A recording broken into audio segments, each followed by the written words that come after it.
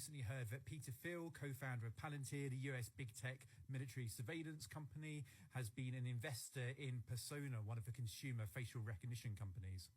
This is the Peter Thiel that is widely reported Epstein considered a great friend. The Peter Thiel who was an investor in the Seasteading Institute, which was an attempt to create these libertarian floating islands free from jurisdictions of any country. Now, these hacktivists Celeste, he's posted it on X, and it's now being reported by Malwarebytes and elsewhere.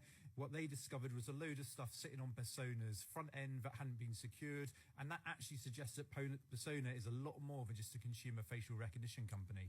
And this was all discovered because Persona had left one of their front ends exposed, so these hacktivists were able to go and find all this program and files sitting on their servers. And amongst that was a screen grab that exposed an interface displaying a US government system notification that you could only access this system if you had US government approval and you're entering a kind of secure US government part of their secure cloud.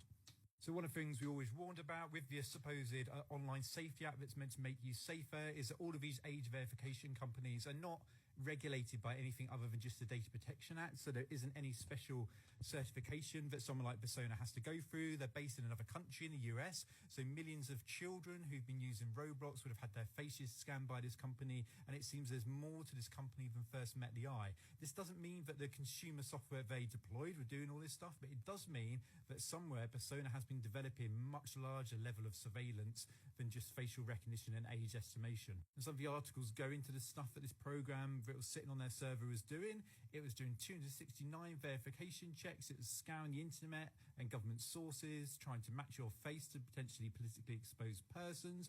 It was generating risk profiles on individuals. It was capturing IP addresses, your browser fingerprints, your device fingerprints, government ID numbers, phone numbers, names, faces, even selfie backgrounds. So this is exactly the sort of surveillance tech that we see from Peter Thiel's other company, Palantir, doing, and is now being invested in this consumer facial recognition company that had this software sitting on their servers. So this raises